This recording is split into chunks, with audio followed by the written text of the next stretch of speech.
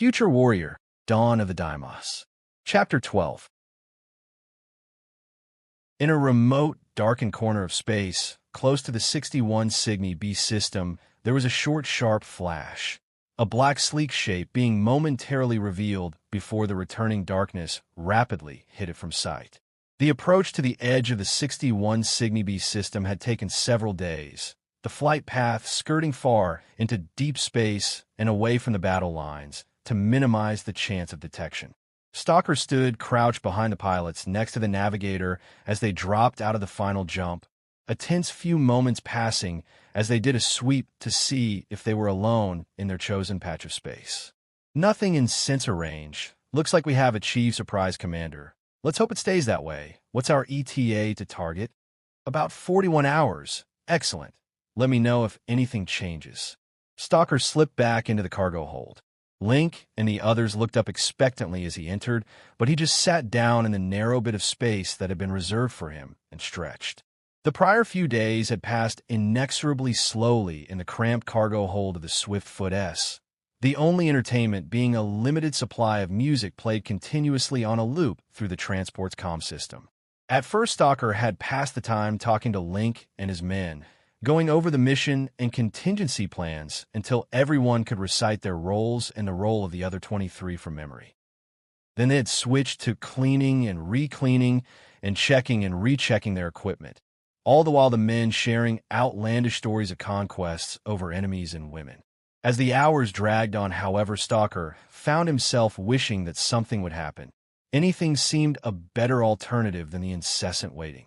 Stalker could see his own thoughts mirrored on the faces of the men around him. Boredom was its own special enemy. The voice of one of the pilots over the comm system woke Stalker with such a jolt he knocked his head on a cargo bracket as he sat up. Swearing he headed for the cockpit, the words still not fully registering. Stalker burst into the cockpit. "What's the sit, Rep?" "We've got company," picked up a reflection on the spectral radar. "Multiple contacts." Stalker instantly knew the contacts must be close. The spectral radar had a short to medium range, only out to 150 kilometers. The system used rapidly sweeping beams of invisible ultraviolet light to troll for obstacles, and in space obstacles could only mean danger. "So what do you think?" The left pilot answered without looking back. "I don't know, Commander, but they sure as hell aren't friendly. There appears to be a cluster of 3 vessels about 500 meters in length, about 100 clicks out. Course and heading? Stationary, they're just sitting there." Stalker thought for a moment. "Could they have detected us?" The right side pilot answered. "Unlikely, Commander. They were stationary when we detected them, and they have made no aggressive moves. There have also been no sensor or radar sweeps that we can pick up. My guess is they don't know we're here, but then again, who knows what sensor abilities those bastards have." Link had now materialized over Stalker's shoulder and was listening intently. Stalker took a deep breath and came to a decision. "All right, let's go with that. How long to our objective?" 6 hours give, or take a few minutes. Right, give them a wide berth, low and slow, okay. And keep an eye on them. We will see if this thing is worth the money the UEL taxpayer paid for it. As Stalker watched, the pilots, aided by the navigator, plotted a slow course around the stationary enemy ships, running on minimal power to reduce any chance of detection. To Stalker's relief, everything went smoothly, and the Deimos ships were soon slipping beyond sensor range. Despite their apparent good fortune, Stalker's mind was far from being at ease. The odds of encountering enemy vessels in open space were astronomical. Could they have been waiting for them? Stalker knew he had no answers, but that only made the question more compelling. Something wasn't right. What were the Deimos doing there? As they drew closer to their target, Stalker put his doubts out of his mind. They had a mission to do, and as long as the Deimos stayed where they were and didn't interfere with his objective, they were not his primary concern.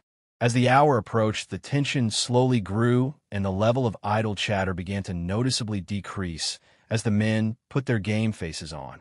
As the minutes ticked down, Stalker and Link both found themselves once again in the cockpit, uncomfortably crouched behind the pilots, both scrutinizing the dark space before them for the first sight of their goal. Link, with his keen eyes, was the first person to spot the asteroid, its massive bulk proving almost invisible to the naked eye, the effect of its blocking out distant stars, creating a noticeable black hole in the celestial skyline. I see it, 12 o'clock low, right where it should be. Stalker looked at the spot Link was eyeballing, but couldn't yet make it out. Stalker shook his head slightly. Damn, Link has good eyes. The asteroid he knew was over 500 kilometers across and had a stable orbit free from the violent pitching and rolling seen in many celestial bodies. Then he saw it, the dark mass of icy rock seeming to appear before his eyes. All right, here we go. Take us on a slow circle of the asteroid first, and keep your distance. Let's make sure we really are alone before we unzip our fly. Smoothly, the pilots guided the Swift-Foot S in closer and began to silently sweep around the vast asteroid.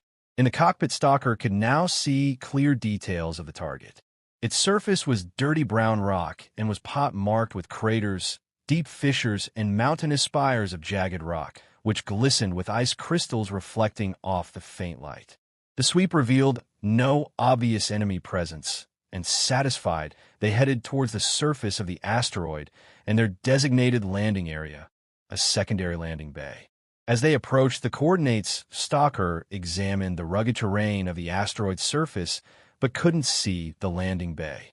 Stalker glanced over at Link, but even he didn't seem to be able to spot the entrance. Clearly, it was well hidden. As Stalker watched, the pilot inserted a code chip into a slot on the Swift-Foot's command console. In a high-speed micro-burst from the Swift-Foot's communications system, the code clearance was sent to the seemingly dead surface of the asteroid. To Stalker's amazement, a large section of the asteroid's surface suddenly dropped away and then retracted, leaving a rectangle-shaped gulf big enough to fly a HSDS through. There she is, breathed one of the pilots, and the Swift-Foot began to drop rapidly towards the yawning pitch-black rift. Link turned and shouted back to the 22 men waiting in the cargo hold, 60 seconds, gear up, get hot. Hurriedly, Link began to put on his Scout Sniper issue EEA helmet, Stalker following suit with his command version helmet, while from the rear, the multiple clicks of weapons being checked and loaded could be heard. As Stalker finished slipping on his helmet, the Swift-Foot dropped through the hole and into the darkness, the hole immediately beginning to close after them. As the light level plummeted, Stalker saw his vision flick bright, then turn green as his EEA helmet flicked through light intensification and then onto night vision mode. In the front of the Swift-Foot, both pilots also saw something similar, as their flight helmets reacted in the same way to the rapid decline in visibility. As the massive door above the Swift-Foot closed, all their helmets again flicked modes as bright light suddenly burst forth from rows of landing lights. Stalker blinked quickly, trying to keep his eyes focused through the constantly changing modes of his helmet. The landing lights revealed an expansive hangar with one large pad that had dividing lines painted on it to divide it evenly into 4 smaller pads. Stalker and Link both did a careful visual sweep of the hangar, but saw nothing that suggested anything was out of place. The vast space of gray pad was deserted, and the doors leading onto it were closed. Stalker leant forward between the two pilots and pointed to the top left pad. Put it down over there. As the pilot maneuvered, Stalker and Link both left the cockpit and went to the cargo hold where both teams were already lined up, 11 in front of each side access door. Link and Stalker both joined their teams just as they felt a bump. They had touched down. As the Swift-Foot touched down, green landing lights lit up the square that it had landed on, sensing the weight of a landed vessel. There was a suddenly audible hissing sound as the landing bay was equalized with the facility's interior, the process taking about 60 seconds. To Stalker and the assault troops, the 60 seconds seemed like a lifetime as they waited for the transport's doors to set them free. As soon as the pressure was equalized, the pilots hit the door release controls, and the doors dropped outwards, forming ramps down which the black armored Terra Nova teams, led by Stalker and Link, rushed. Stalker hit the ground a split second after Link made contact on the opposite side of the transport, instantly feeling grip on the non-slip surface of the hangar floor. Smoothly, the two teams dispersed to cover the entrances, moving quietly amongst a flurry of hand signals. There was only one exit door from the hangar, the others leading to storage areas, No doubt a security measure against infiltration, Stalker thought. Link and his team quickly secured the storage areas, meeting nothing more hostile than stale air. With their backs now secure, Stalker turned his attention to the heavily reinforced access door and punched in the memorized access codes, the door snapping open with sudden speed as he hit the enter key. Stalker led his team thought the doorway and down a long corridor, stopping along the way to be challenged by sealed blast doors and more passwords. The security points also serving to deactivate the facility's internal automated defensive systems. Stalker knew from a schematic of the complex that it contained over a dozen rooms, 2 further hangars, and several kilometers of passageways. The mission's target was the main computer terminal that lay reasonably close to their chosen point of entry, although they had to pass through 2 rooms and their interconnecting passages to reach it. Stalker arrived at a fork at the end of the first passage and paused, covering the corridors with his rifle. From here on in, their route of withdrawal could be cut. "Guardian, this is Quarterback. We have reached the first phase line." Link's voice came back. "Roger, Quarterback. Guardian is moving up." As soon as Link and his team had moved up, Stalker pushed forward to the first room. As he moved through the narrow passages, Stalker had a flashback of Mars and the crazed Red Legion assault in the tunnels and said a silent prayer, hoping that this operation would go smoother. Behind him, Link deployed 4 men to cover the first intersection and then moved up with the remaining 7. There would be 2 further access points to secure to ensure the escape route for Stalker's forward team in the event of trouble, so Link planned to station 4 men at each. Further ahead, Stalker reached the first room and was immediately surprised at its size. As Stalker swept forward, he realized that if it hadn't been for his dramatic entry, he might never have known that he was hundreds of feet beneath solid rock on an asteroid in deep space and not in a normal terrestrial facility. The room was some type of engineering space and was filled with all sorts of equipment, Stalker recognizing laser-cutting tools and metal-turning computerized lathes. As his team spread and cleared the area, more doubts began to arise in Stalker's mind. Why would a SIGINT facility need a metal-turning workshop? No plausible reason presented itself to Stalker, and the knot in his stomach grew a little tighter. "Guardian, this is Quarterback. First room is clear." Moving on. With his rifle leading the way, Stalker entered another corridor and swept on. Everything was quiet, with only the soft sound of his team's footsteps being picked up by his EEA's acoustic sensors. About 50 feet further on, Stalker entered the next room, and straight away he felt his level of apprehension grow still further. The room was once again unusually large and was filled with items whose presence Stalker could not explain. One entire corner of the room was occupied with a number of large built-in liquid chemical containers, each with a long, complex name which Stalker did not recognize. Spread around the center of the room were over a dozen large clear liquid containers on stands, some empty, some full. Stalker's attention, however, was drawn to the opposite side of the room, which was occupied by a veritable horde of medical and diagnostic equipment. Stalker recognized several high-powered neutron microscopes, a gene sequencer, and a magnetic resonance imager. But there were several more equally complex pieces of equipment that Stalker had never seen before. Stalker saw in his men the same confusion he felt and hurried them along to the third room and the target, the facility's main computer console. "Guardian, this is Quarterback. We have secured the second room." Moving on. After another 50 feet of deserted passageway, Stalker finally emerged into the target room, this one being decidedly more familiar. "Guardian, we are at the target location. Stand by."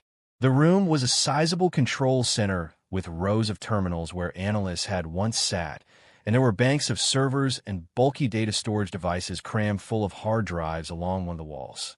Along another wall, Stalker saw the object of the entire mission, the main control terminal for the sensor grid, a complex-looking series of panels set before a group of large wall-mounted displays.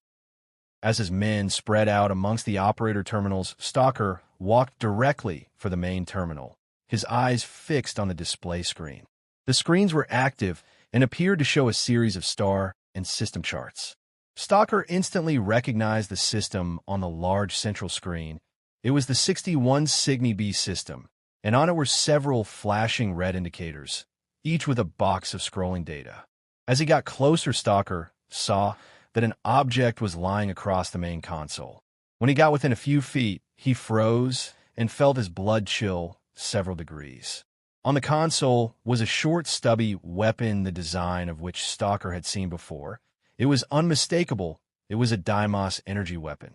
In a second of delay, it took his brain to process. The fine Stalker also saw that some of the wiring at the bottom of the control panel had been pulled out and that a device had been connected to the terminal. Stalker was just about to take a closer look when he suddenly heard a noise amplified through his helmet and spun to face the source. The rest of the team also freezing mid-movement and looking towards a door on opposed side of the room.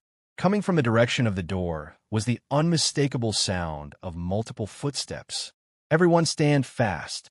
Stalker just had time to blurt out the words before the door burst open, and through it strolled a group of tall, lithe Deimos warriors. The aliens all had their weapons slung or holstered and were busily engaged in conversation.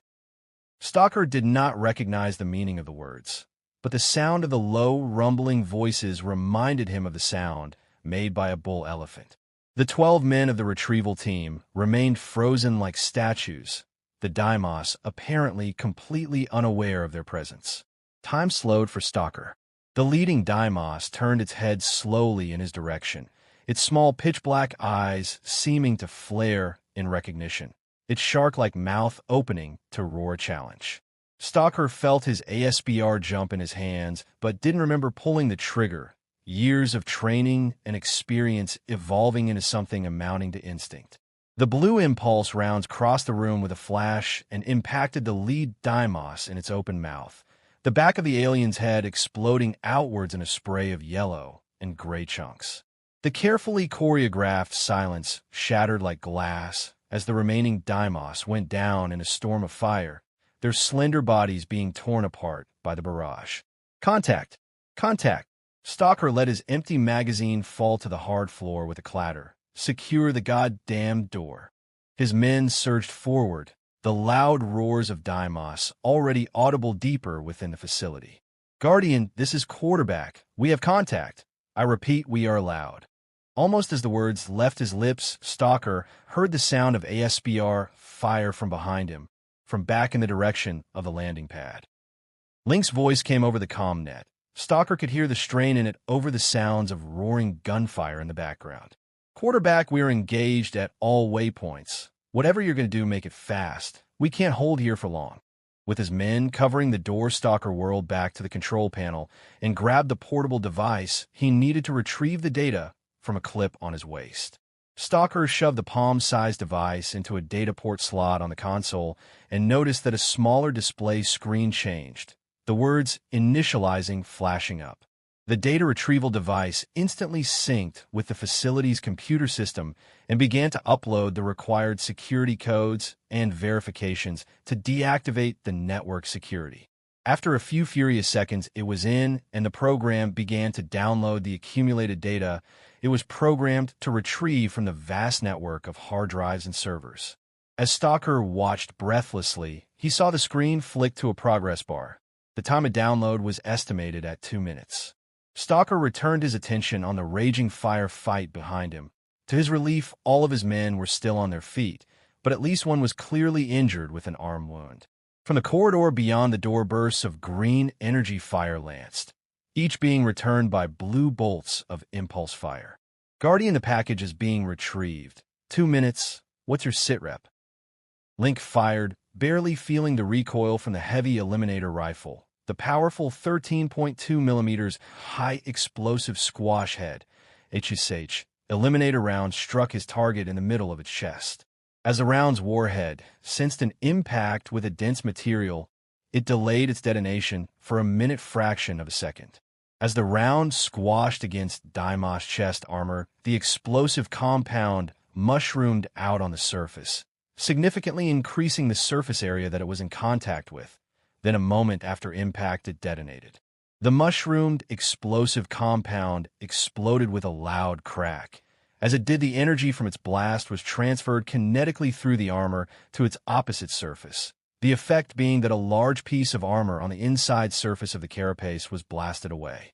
The detached, disc-shaped piece of composite armor was propelled by the large amount of transferred force and was sent tearing through soft tissue and was only stopped as it impacted on the inside of the back armor plate. The impact changed the fragment's course, deflecting it back into the soft tissue with further horrendous results. Link saw his target go down as he reached for a new mag, joining a deepening stack of Deimos bodies in the narrow passage. Our situation, quarterback, is that we are in deep shit, but we are holding. Stalker had almost never heard Link curse, and it was clear that it was an indication of just how serious the situation had become. The progress bar now read a minute 20. A rocket of some type suddenly sped through the doorway, and while still in midair exploded, showering the room and the Terra Nova troops with shrapnel. The blast shattering several banks of computers. Stalker thought for a horrified moment that it may have damaged the computers that held some of the data they had come for, but a quick glance showed that the progress bar was still counting down slowly, now reading 60 seconds. From the doorway, now came a small object, the device landing at the feet of two of the Terra Nova soldiers. One scooped it up and went to throw it back.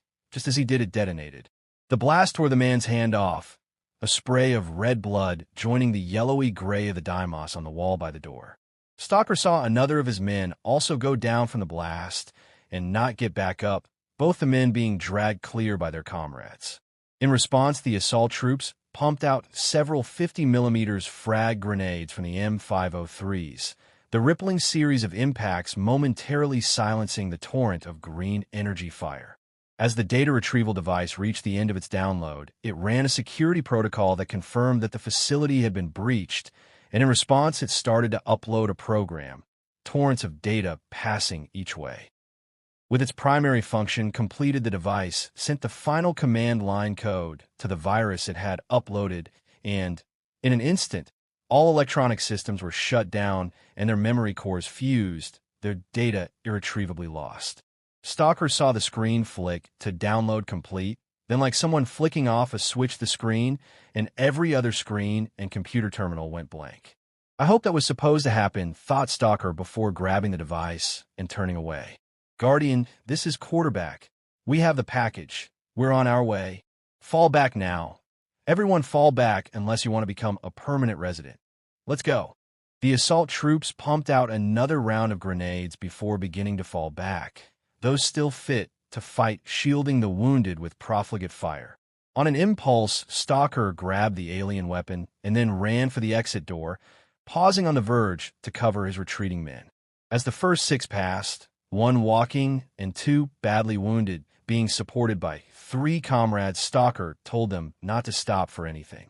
The remaining 5 troops had just reached Stalker when out of the opposite door streamed the Deimos. Despite their frightening speed, Stalker was ready and dropped the first 2, their slender forms being twisted by the impact of the heavy rounds as they went down, their return fire going wide. The rest of the team turned and opened fire, but the Deimos were too many and too fast, and were soon amongst the rows of consoles and moving forward with a burning determination that Stalker could almost feel. It wasn't just a mission for the Deimos. They hated their enemy. After about 20 furious seconds, Stalker signaled the withdrawal, and they fell back, running through the passage towards the second room. As he ran, Stalker grabbed a frag grenade and, pulling the pin, simply let it fall, knowing that it was set to its default of 5 seconds delay. As Stalker poured into the second room, he heard 2 noises, the sound of the grenade detonating behind him and the sound of gunfire ahead. In the room, Link and 3 other men, 2 of whom were down, were blocking a side door and firing furiously. On seeing Stalker emerge, Link began to pull back, dragging one of the fallen men with him. Stalker acted quickly. Grab those men. No one gets left behind. Link handed the inert form of the man he had been dragging off to one of Stalker's team and just managed to bring his rifle up in time to drop the first Deimos coming through the side door. It was little better than chaos, and Stalker knew it. They fought their way back to the second and then the last junction, hemorrhaging men all the way as they were constantly pushed by the enraged Deimos. By the time Stalker stopped at the last junction, he had only Link and 4 other men with him, everyone else either being wounded, dead, or having carried those who had fallen to the transport. Stalker turned to yell at Link to fall back when down the narrow passage streaked a rocket. It passed so close Stalker thought he could have reached out and touched it, clearly seeing its stabilizing fins as it went spiraling past. Stalker saw it was going to hit the wall in the middle of the junction and only had time to turn his head before it impacted with a terrific explosion. Stalker felt the concussion from the blast lift him off his feet and slam him bodily into the wall, his ASBR slipping from his grip. Stalker fell to the ground in a crumpled heap and for a moment lost all coordination, unable to tell which way was up and which was down. As he struggled to stand, Stalker saw a tall, live shape emerge through the rolling cloud of dust and smoke like a wraith, the small dark eyes seeming to see straight through him with a cold, almost reptilian intelligence.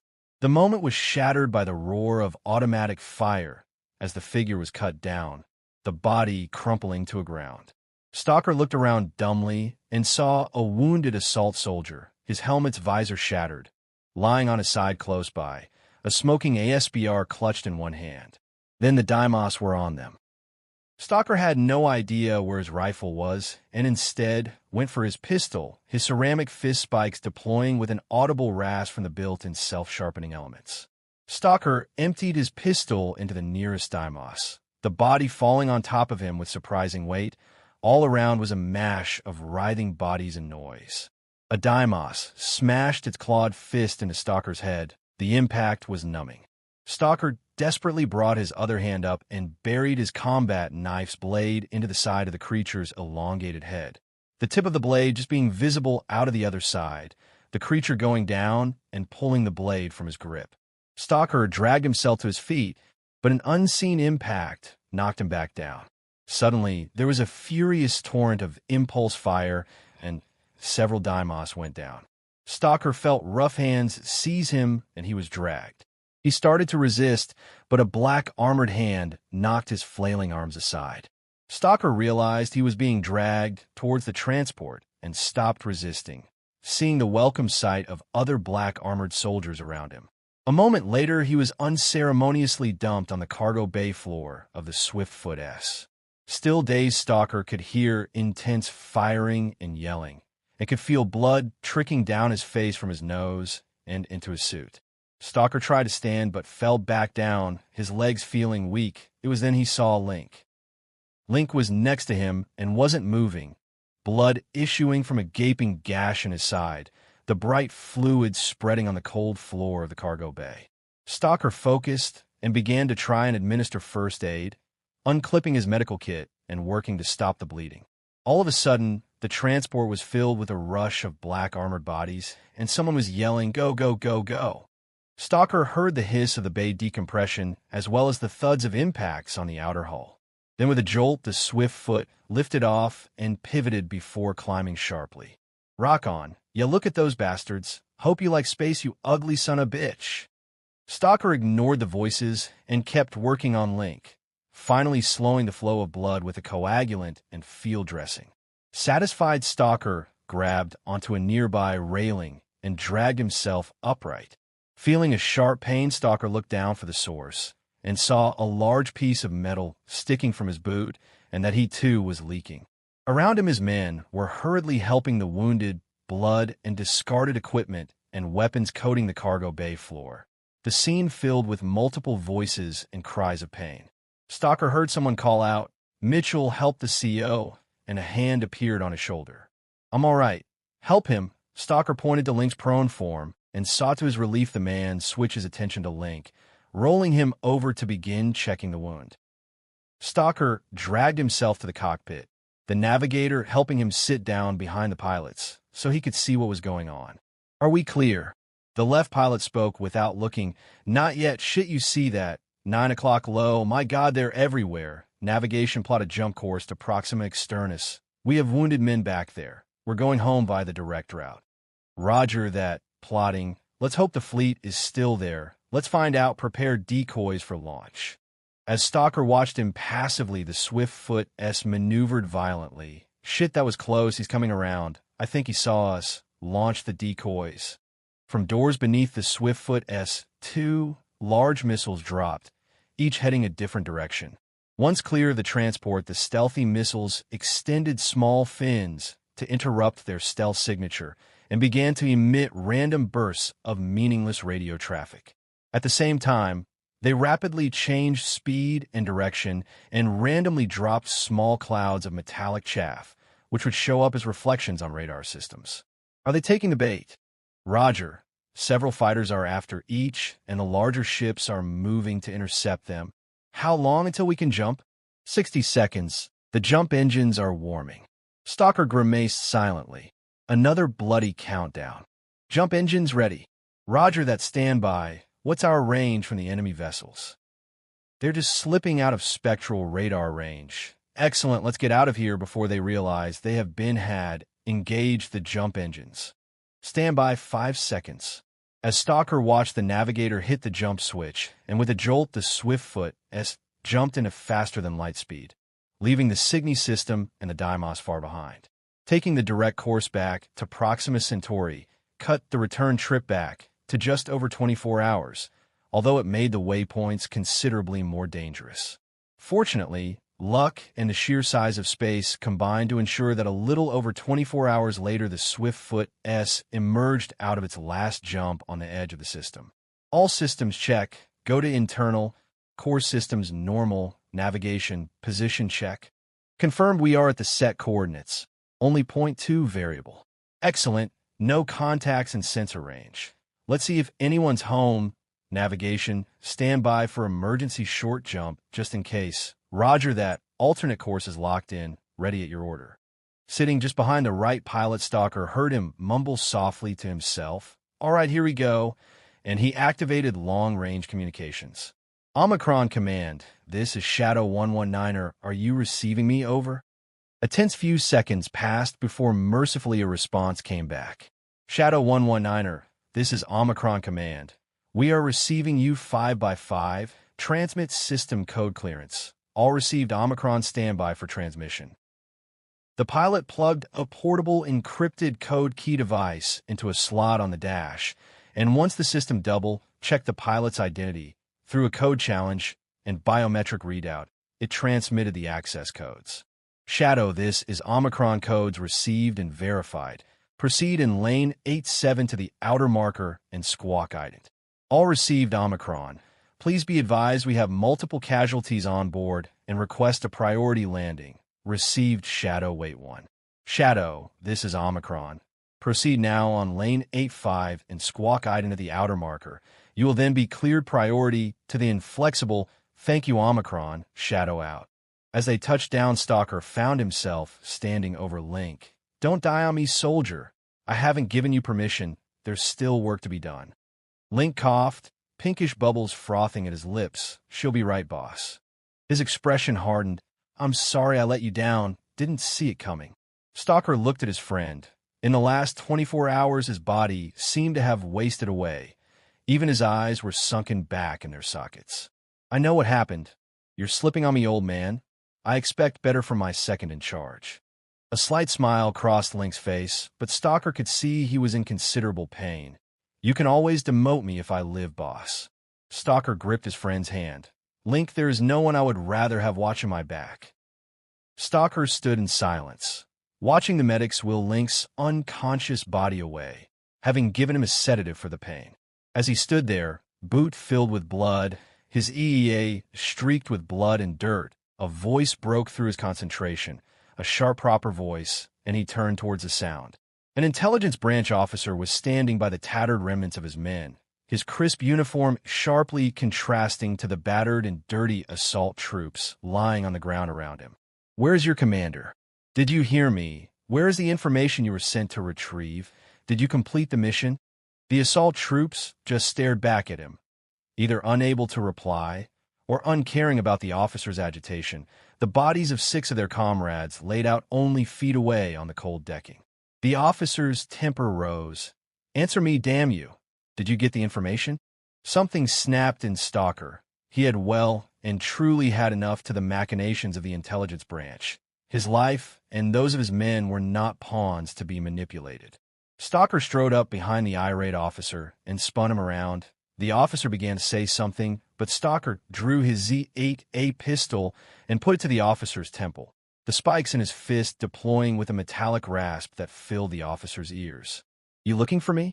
The officer froze, his eyes darting from Stalker's face and back to the pistol, uncertainty showing in his face as the earlier haughtiness faded. Stalker saw a bead of sweat appear on the man's cheek. All around, everyone had stopped to watch the exchange. "We're on the same side, Commander. I'm on the side of Earth. Whose side are you on? You had better decide quickly because I've had enough of your bullshit, and I'm of the mind to shoot you right here and flush you out the airlock." The man started a response, but Stalker cut him off. "You can start by telling me what we were really sent out there to retrieve." The officer's eyes danced around, desperately looking for help, but the assault troops watched the scene impassively, while the nearby hangar crew seemed frozen in time. The officer's voice rose, cracking in a squeak as he fought to control his fear, seeing nothing but ice in Stalker's eyes. "You will be court-martialed for this. What you're doing is illegal." "Well, I had better make it worth it then." In one smooth movement, Stalker brought his hand out and then back down, striking the officer on the side of the head with the reinforced butt of the pistol. The man crumpled to the ground, knocked out cold. Stalker holstered his pistol. "By the way, this is for you." Stalker tossed the data recovery device onto the officer's prone form. "Hope it was worth my men's lives," and the headache jerk off.